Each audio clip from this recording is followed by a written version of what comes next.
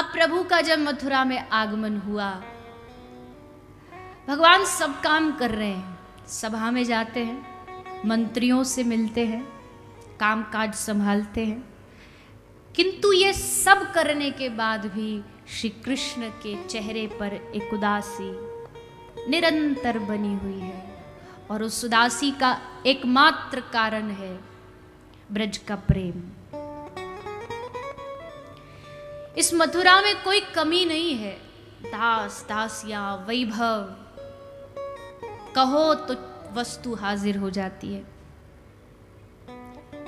यहां प्रणाम करने वाले बहुत है, पर इस मथुरा में कोई गले लगाने वाला नहीं है। एक दिन माता देवकी कृष्ण के लिए सुंदर भोजन की थाली तैयार करके लाती है, कृष्ण के सामने रख देती है। कृष्ण भोजन करने ही वाले थे, जैसे दृष्टि थाली पर गई, आंखें भर गई, नेत्र आंसुओं से भर गए, और थाली छोड़ करके श्री कृष्ण उठ करके भागे कि कोई मेरे आंखों के आंसुओं को देख न पाए। किंतु माता देवकी ने देख लिया कि कृष्ण रो रहा है, ऐसा कौन सा कष्ट है इसको। हे उद्धव, तू तो कृष्ण का मित्र है ना, परम सखा है। सुना है व्यक्ति अपने हृदय की बात अपने मित्र को बता देता है। हे उद्धव, तू पूछ कृष्ण से, क्यों परेशान है, क्या कमी है, मैं उस कमी को पूरा करूंगी। मैं कृष्ण को सुखी देखना चाहती हूं। उद्धव महल की छत पर गए और जाकर के देखा तो श्री कृष्ण की दृष्टि वृंदावन की ओर है, और उस वृंदावन की ओर देखते देखते श्री कृष्ण की आंखों से झरझर अश्रु बह रहे हैं। हा राधा, हा राधा, मैया, बाबा, वो पूरा दृश्य आंखों के सामने घूम रहा है। उद्धव ने जाके प्रणाम किया। चौंक गए श्री कृष्ण, कोई आया है। उद्धव, तुम यहां कैसे? हे कृष्ण, क्या आपको अच्छा लगता है अपनी माता देवकी का दिल दुखाना? कितने प्रेम से भोजन बनाया था माता देवकी ने, आप थाली छोड़कर आ गए, क्यों?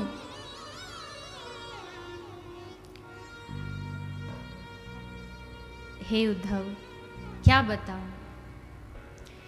मैं जानता हूं मेरी माता देवकी ने प्रेम से भोजन बनाया मेरे लिए, व्यंजन बनाए, मैं उनके प्रेम का सम्मान करता हूं।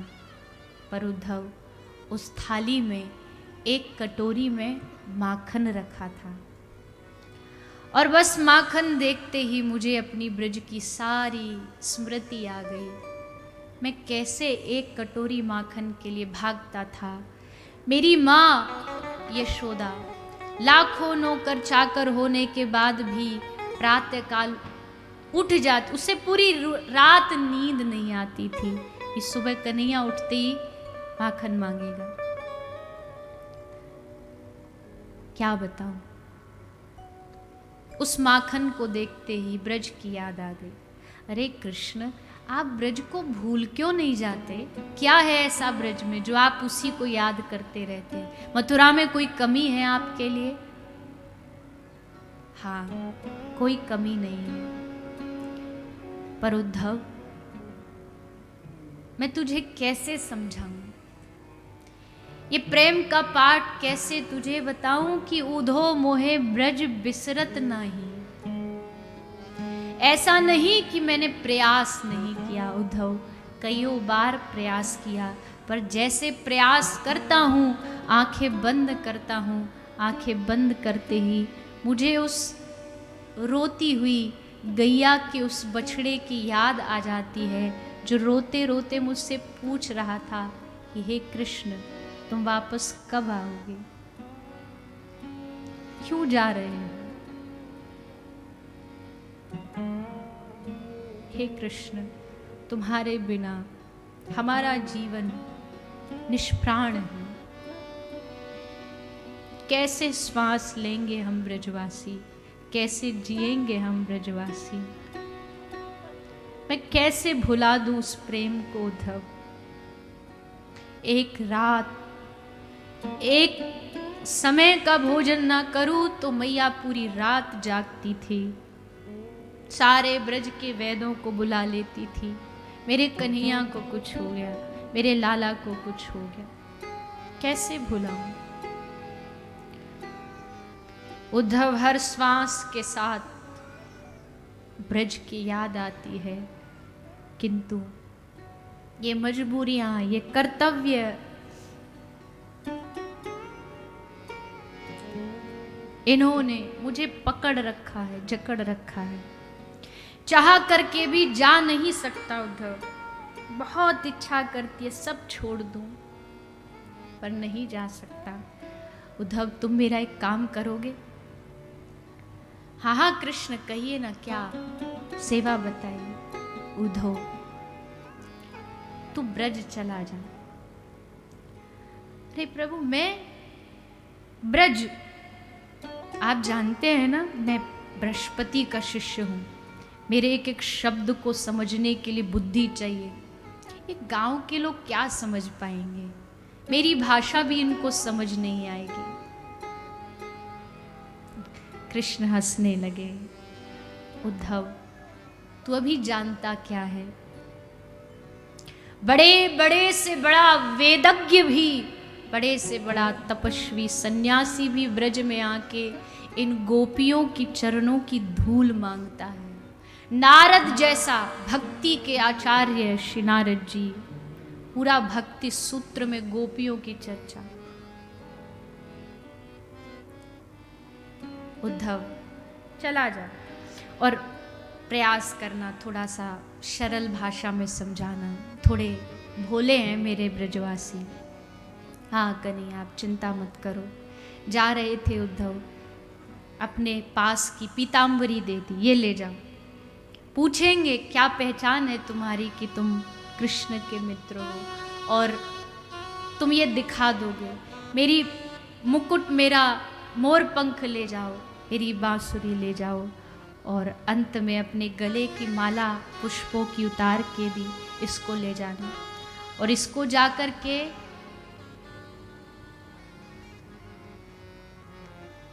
राधा को सुंघा देना, क्योंकि वो बावरी है। वो यमुना के किसी घाट पर मूर्छित पड़ी होगी, उसको होश में लाना आसान नहीं है। जब मेरी सुगंधी उसके नासिकाग्र से जाएगी, तब वो समझेगी कि कृष्ण आ गया। इस माला को राधा को दे देना। श्री उद्धव जी चल पड़े कृष्ण के रथ को लेकर के ब्रज की ओर, वृंदावन की ओर प्रवेश कर रहे हैं ब्रज में। लेकिन ये क्या, यहाँ तो मैंने सुना था कि ब्रज में बड़ा उत्साह है, लोग नाचते हैं, गाते हैं। यहाँ तो सब कुछ वीरान है, और वीरान हो भी क्यों ना, हम सबका प्राण जो चला गया।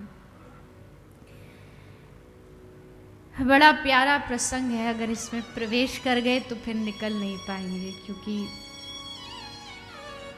यशोदा मैया से मिले हैं उद्धव। वो बस बैठी बैठी तकिए को लोरी गा के सुलाती रहती है, लाला सो जा, अरे तू कल भी नहीं सोया, सो जा। नंद बाबा, आप, इनका क्या काम धंधा है? उद्धव ने पूछा, बाबा आप क्या करते हैं, आपका काम क्या है? बाबा ने कहा, स्मरताम कृष्ण वीर्यानि। हे उद्धव, मैं कृष्ण को याद करता हूं, बस यही मेरा काम है। और मैं ही नहीं, पूरे ब्रज का एक ही काम है, कोई काम धंधा नहीं है हमारे पास, बस बैठ करके कृष्ण की चर्चा, कृष्ण कथा का गान, बस यही करते हैं। गोपियों के पास उद्धव गए, यमुना के घाट पर देखा तो बावरियों का झुंड लगा है। प्रेमी और पागल में कोई फर्क नहीं होता। प्रेमी भी पागल ही होता है, पर वो प्रेम में पागल होता है। कभी हंसता है, कभी रोता है, कभी चिल्लाता है, कभी बेहोश हो जाता है। प्रेम की दशा अलग है। तो गोपियों से मिले हैं श्री उद्धव जी, देखा कि पागलों की भांति एक दूसरे से बात कर रहे हैं। एक गोपी चौक लेकर के लिख रही है 1 जमा 1 बराबर 1, 1 जमा 1 बराबर 1। अब उद्धव तो बुद्धि वाला है, तो उद्धव ने रोका, अरे गोपी तू जानती है ये गणित क्या होता है? गणित में 1 जमा 1 बराबर 2 होता है, 1 नहीं होता। तो गोपी हंस के कहती, उद्धव तेरे गणित में 1 जमा 1 बराबर 2 होता होगा, हमारे गणित में तो 1 जमा 1 बराबर 1 ही होता है। क्यों? जब यहाँ प्रेमी और प्रियतम मिल जाता है तब 2 नहीं बचते, 1 ही बचता है। जब मैं था तो प्रभु नहीं, और जब प्रभु तो मैं नाही। प्रेम गली अति साकरी, तामे 2 न समाही। 2 नहीं रह सकते, केवल 1, या तो मैं या मेरा प्रियतम। अद्भुत भ्रमर गीत गाती है श्री राधा रानी। एक भंवरे काला रंग देखा तो बस कृष्ण की याद आ गई। अरे भंवरा, तू जरूर उसी का यार है, उसी ने तुझे भेजा, तभी तू मेरे चरणों में बैठा है। माफी मांग रहा, जा, नहीं माफ करेंगी तुम। पूरा ब्रज विरह के सागर में डूबा हुआ है, और एक ही प्रश्न, कब आएंगे? परसों की कह के बरसों बीत गए, किंतु कृष्ण नहीं आए। उद्धव की बुद्धि बोरिया गई, ऊधो सूदो है गयो, सुन गोपिन के बोल। ज्ञानी उद्धव प्रेमी उद्धव बन गए ब्रज में आकर के। और जब कई महीनों, 6 महीने तक उद्धव ब्रज में रुके, 6 महीने बाद जब कृष्ण के पास आए, तो जो उद्धव जाते समय कह रहे थे कि तुम भूल क्यों नहीं जाते, वो उद्धव कह रहे हैं कि हे कृष्ण, मैंने दुनिया में निष्ठुर बहुत देखे, पर तुम्हारे जैसा नहीं देखा। अरे क्या मिल रहा है तुमको इस मथुरा में पड़े हो? अरे जाओ ना। वो खाते तुम्हारे लिए हैं, वो सोते तुम्हारे लिए हैं। मैया जिंदा इसलिए कि किसी दिन कन्हैया आ गया और माखन मांगा तो।